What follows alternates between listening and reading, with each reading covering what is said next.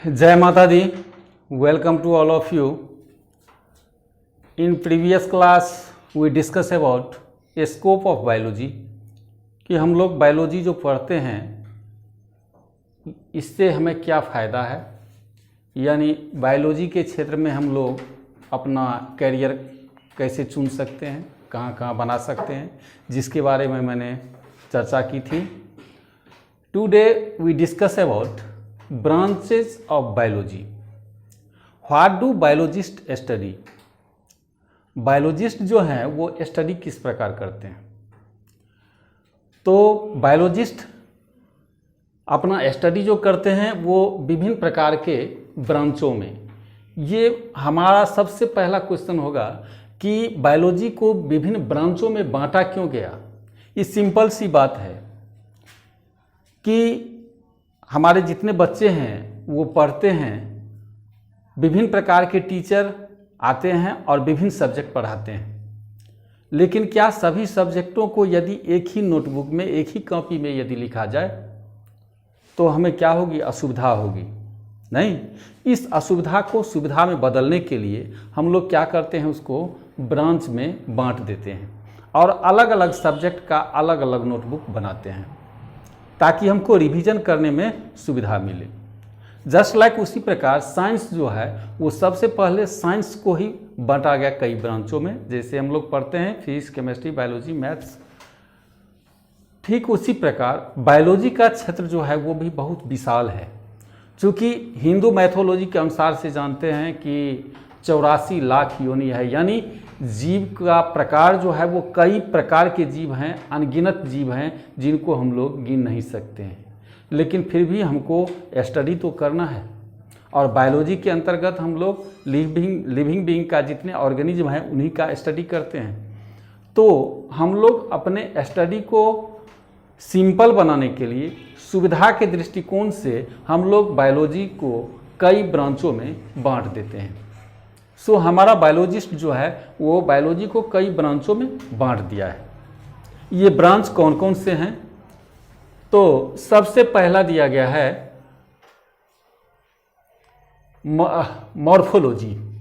Taxonomy. सबसे पहला branch हमने टेक्सोनोमी क्यों लिया है? तो यदि किसी चीज़ का स्टडी करना हो तो सबसे पहले हम लोग उसको क्या करते हैं? आइडेंटिफाई करते हैं कि जिसकी स्टडी करने आए हैं वो है या नहीं है। सबसे पहले उसका हम लोग आइडेंटिफाई करते हैं, यानी identification deals with identification, and तब उसका हम लोग क्या करते हैं? नामकरण करते हैं, नोमेनक्लेचर, उसका क्या नाम दिया जाए। और नामकरण के बाद हम लोग क्या करते हैं? उसको क्लासीफाई करते हैं। फिर स्टडी को सिंपल बनाने के लिए उसको हम लोग क्या करते हैं? क्लासीफाई करते हैं। तो हम लोग कह सकते हैं टेक्सोनोमी डील्स विथ आइडेंटिफिकेशन, यानी पहचान, उसका सबसे पहले पहचानते हैं, देन नोमेनक्लेचर और फिर उसका नामकरण करते हैं, एंड लास्टली क्लासिफिकेशन, और उसे हम लोग क्लासिफाई करते हैं। किसको? ऑर्गेनिज्म को। चूँकि हम लोग बायोलॉजी पढ़ रहे हैं, नहीं भूलना नहीं चाहिए, बायोलॉजी पढ़ रहे हैं, इसीलिए हम लोग ऑर्गेनिज्म को सबसे पहले क्या करते हैं? आइडेंटिफाई करते हैं, फिर नोमेनक्लेचर करते हैं और फिर उसे क्लासीफाई करते हैं। So that is taxonomy. And second branch morphology.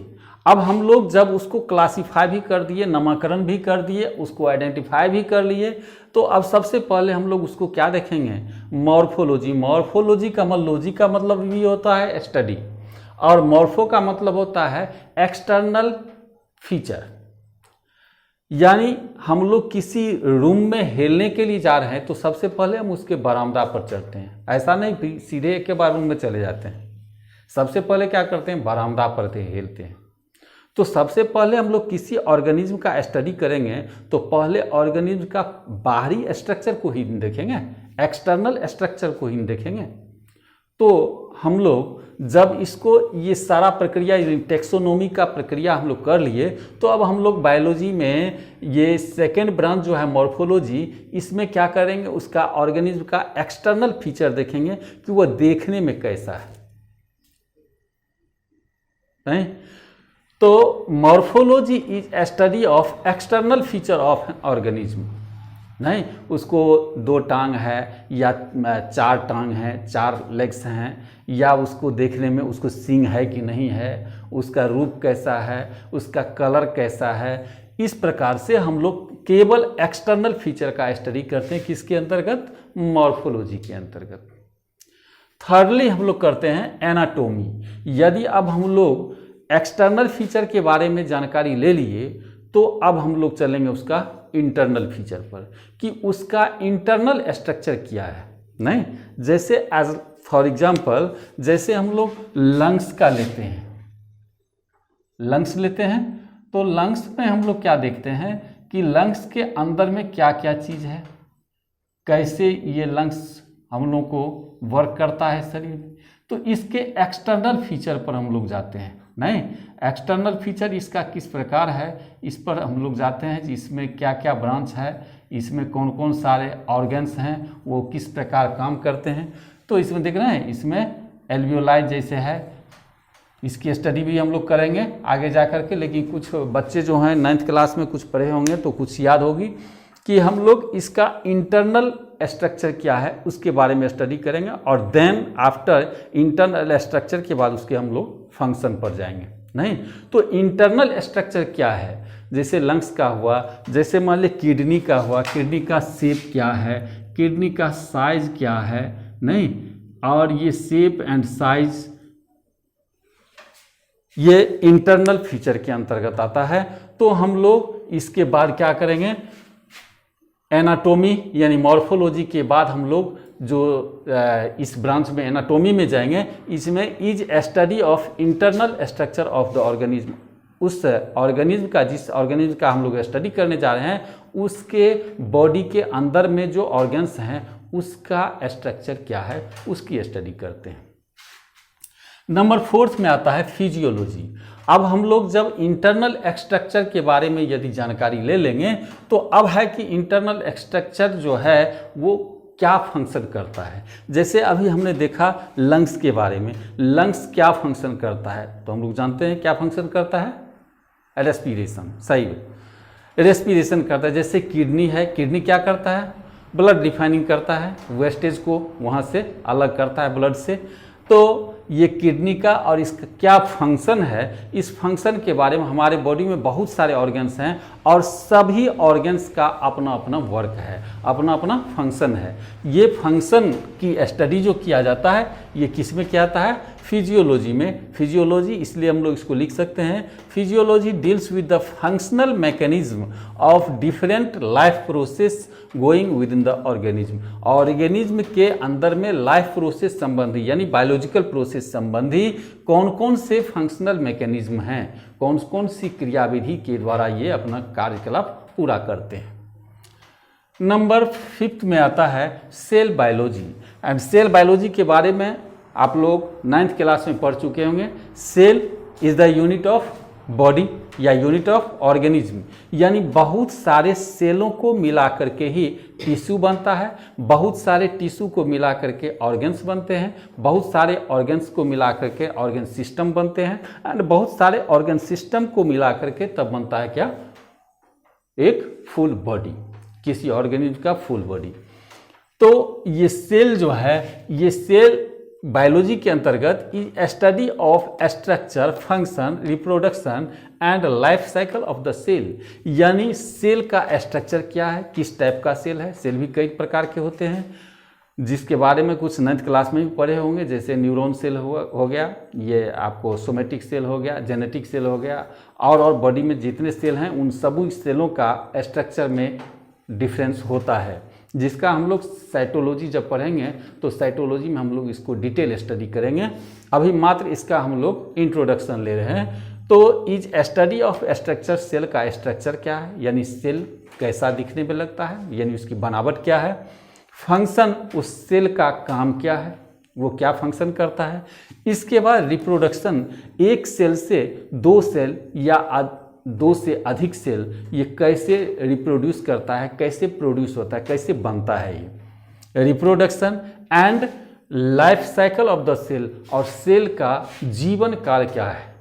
नहीं, सेल अपना लाइफ साइकिल जो है वो किस प्रकार करता है। ये सारे सेल के बारे में जो स्टडी करेंगे उसको हम लोग कहेंगे सेल बायोलॉजी, या इसको हम लोग साइटोलॉजी भी कह सकते हैं। लिखे नहीं है लेकिन इसको सुन लीजिए, इसको साइटोलॉजी भी कहते हैं। नंबर 6 में आता है हिस्टोलॉजी। हिस्टोलॉजी और कुछ नहीं है, इज स्टडी ऑफ टिश्यूज। यानी बायोलॉजी के इस ब्रांच में हम लोग विभिन्न प्रकार के डिफरेंट टाइप्स के हम लोग टिश्यू का स्टडी करते हैं। टिश्यू क्या है, टिश्यू के बारे में अभी तुरंत मैंने चर्चा की है कि एक ही देखने में एक ही जैसे और एक ही यानी एक ही स्ट्रक्चर वाले और एक ही फंक्शन वाले ग्रुप ऑफ सेल को हम लोग कहते हैं टिश्यू। नहीं, जैसे लंग्स में है, लंग्स बहुत सारे सेल को मिल करके बना है, तो ये लंग्स में क्या देखेंगे कि एक ही टाइप के सेल हैं और जिनका फंक्शन भी एक ही है। इसको लिख दें हम लोग ब्रैकेट में, tissue is the group of cell, यह सेलों का समूह है और हैविंग सिमिलर स्ट्रक्चर, जिसकी बनावट भी सेम है एंड फंक्शन, और उसकी क्रिया भी समान है। नहीं, same function and similar structure वाले सेलों के ग्रुप्स को हम लोग क्या कहेंगे, टिश्यू। और टिश्यू का स्टडी जिस ब्रांच में, बायोलॉजी के जिस ब्रांच में हम लोग टिश्यू का स्टडी करते हैं उसको हम लोग कहते हैं हिस्टोलॉजी। ठीक है। नंबर 7 में आता है ecology. Ecology is the study of inter relationship between organism and environment. अब यहाँ पर एक चीज़ देखा जाए कि इन्वायरमेंट मतलब जिसको हम लोग इन हिंदी बोल सकते हैं वातावरण। तो जैसे हम लोगों को ही लिया जाए, हम लोग भी ऑर्गेनिज्म हैं, तो हम लोगों के चारों ओर जो लिविंग एंड नॉन लिविंग जितनी भी चीज़ें हैं उन सबों को मिला करके हम लोग क्या कहते हैं, इन्वायरमेंट यानी वातावरण। लेकिन इन इन्वायरमेंट में 2 प्रकार के कंपोनेंट्स हैं, यानी 2 कंपोनेंट्स मिल करके और तब इन्वायरमेंट का निर्माण करता है। वो 2 कंपोनेंट्स क्या है, एक होता है लिविंग बींग्स और दूसरा होता है non living. Living and non living, जैसे हम लोग अभी यहाँ बैठे हैं तो बहुत सारे छात्र हैं जो क्या हैं, लिविंग्स हैं, बहुत सारे इंसेक्ट हैं जो क्या हैं, लिविंग्स हैं। लेकिन जिस पर आप बैठे हैं, बेंच हो गया, टेबल हो गया, ये लाइट हो गया, ये जितने भी हैं ये क्या है, नॉन लिविंग। ये पेन हुआ, ये भी क्या है, नॉन लिविंग। ये बोर्ड हुआ, ये सभी नॉन लिविंग है। तो 2 ही टाइप की चीज़ को मिला करके और हमारा इन्वायरमेंट बना है, एक हो गया लिविंग और दूसरा हो गया नॉन लिविंग। तो यहाँ पर एक क्वेश्चन अराइज होता है कि क्या बायोलॉजी में हम लोग केवल लिविंग बींग्स का ही स्टडी करते हैं? नहीं, बायोलॉजी में हम लोग लिविंग के साथ नॉन लिविंग का भी स्टडी करते हैं। अब क्वेश्चन यहाँ पर अराइज होता है, क्या सारे नॉन लिविंग का स्टडी हम लोग करते हैं? नहीं, सभी नॉन लिविंग का स्टडी इसमें नहीं करते, मात्र उसी नॉन लिविंग का स्टडी करते हैं जिस नॉन लिविंग का लिविंग के साथ इंटरेक्शन हो, नहीं उससे लेन देन हो, यानी उस नॉन लिविंग का यूज लिविंग के द्वारा किया जा रहा हो, उसकी स्टडी हम लोग इसमें करेंगे। जैसे मान लीजिए एज फॉर एग्जाम्पल हमारा न्यूट्रिएंट्स जो है फूड का, जिसमें कार्बोहाइड्रेट, प्रोटीन, बस ये आपको फैट्स हो गया, ये आपको मिनरल्स हो गया, साल्ट हो गया, विटामिन्स हो गए, ये जितने भी हैं नॉन लिविंग्स हैं, लेकिन वे हमें हमारी नीड्स है, वो एसेंशियल थिंग्स है, उसी पर हम लोग क्या करते हैं, जिंदा रहते हैं। तो ये नॉन लिविंग चीज़ जिसकी हमें नीड्स है, जिसकी हमें ज़रूरत है, वो नॉन लिविंग थिंग्स का भी स्टडी किया जाता है कहाँ, बायोलॉजी के अंतर्गत। तो यहाँ पर ecology is the study of inter relationship between organism and environment, यानी इन्वायरमेंट और ऑर्गेनिज्म के बीच जो संबंध है, इंटर रिलेशनशिप मतलब पारस्परिक जो संबंध है, इस संबंध की स्टडी जिसमें किया जाता है बायोलॉजी के जिस ब्रांच में, उसको हम लोग कहते हैं इकोलॉजी। इकोलॉजी ये वर्ड ही आया है, ecology derive from the ecosystem, नहीं पारिस्थितिक तंत्र इसको हम लोग कहते हैं हिंदी में। तो हम लोगों ने इकोलॉजी के बारे में जाना। अब हम लोगों का एक बनता है जेनेटिक्स। हालांकि बहुत सारे ब्रांच हैं, अगले क्लास में फिर हम लोग करेंगे। जेनेटिक्स बनता है। जेनेटिक्स वर्ड जो आया है ये जीन से आया है, नहीं, और जीन के बारे में 9th क्लास में आप लोग पढ़े होंगे कि जीन क्या है। जीन किसी भूत प्रेत का नाम नहीं है। जीन क्या है बाबू? ठीक है, जीन कहाँ रहता है? सेल में। सेल में फिर कहाँ रहता है? न्यूक्लियस में। न्यूक्लियस में कहाँ रहता है? क्रोमोसोम्स।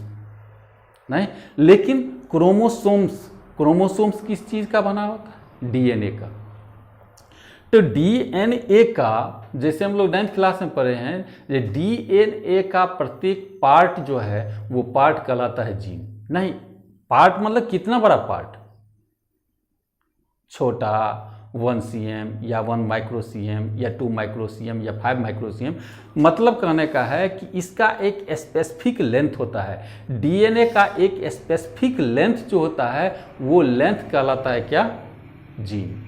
और जीन से ही आपको ये वर्ड बना है जेनेटिक्स। इस जेनेटिक्स के अंतर्गत हम लोग क्या करते हैं, क्या स्टडी करते हैं? जीन का काम क्या है कि वो आपको पेरेंट्स से ऑफस्प्रिंग में कैरेक्टर्स को ढोता है। कैरियर्स है कैरेक्टर्स का, नहीं? Gene is the carrier of characters from parents to offspring. इसी को हम लोग लिखे हैं deals with the mechanism of inheritance. और इनहेरिटेंस का मीनिंग क्या हुआ? Inheritance is the transfer of character from parents to offspring. जैसे हम लोग देखते हैं कि हमारे बुजुर्ग लोग जो हैं, जो बायोलॉजी नहीं पढ़े हैं लेकिन फिर भी उनके पास में एक्सपीरियंस है, बहुत सारे एक्सपीरियंस हैं, जिसके कारण वो कभी कोई जो बेबी बॉर्न लेता है उसको जब देखने जाती है तो देखने जाने के बाद वो क्या बोलती है? अरे वाह, इसका तो मुंह कान तो लगता है माँ के जैसा एकदम सुंदर है, लेकिन पैर और ये हाथ जो है वो बड़ा बड़ा, ये लगता है शुद्ध उसके बाप जैसा है। यानी वो बुजुर्ग लोग बायोलॉजी का स्टडी नहीं करते हुए भी इस बात को मानते हैं कि माँ और बाप का गुण जो है वो संतान में जाता है। ऑफस्प्रिंग का मतलब ये हो गया संतति, संतान में जाता है। तो ये जो ले जाने वाला है, यानी इस कैरेक्टर को, माँ बाप के कैरेक्टर को पेरेंट्स से ऑफस्प्रिंग में ले जाने की प्रक्रिया जो है उसी को हम लोग कहते हैं inheritance. So genetics deals with the mechanism of inheritance. Genetics के अंतर्गत इसी प्रक्रिया के बारे में, जो कैसे माँ और बाप के गुण को ये संतति में यानी ऑफस्प्रिंग में कैसे ट्रांसफ़र होता है, इसकी स्टडी हम लोग करते हैं जेनेटिक्स में। तो आज हम लोग बायोलॉजी के इतने ब्रांचों के बारे में स्टडी किया। हालांकि इसके और ब्रांच हैं जिस ब्रांच के बारे में हम लोग नेक्स्ट क्लास में स्टडी करेंगे। तब तक के लिए थैंक यू। जय माता दी।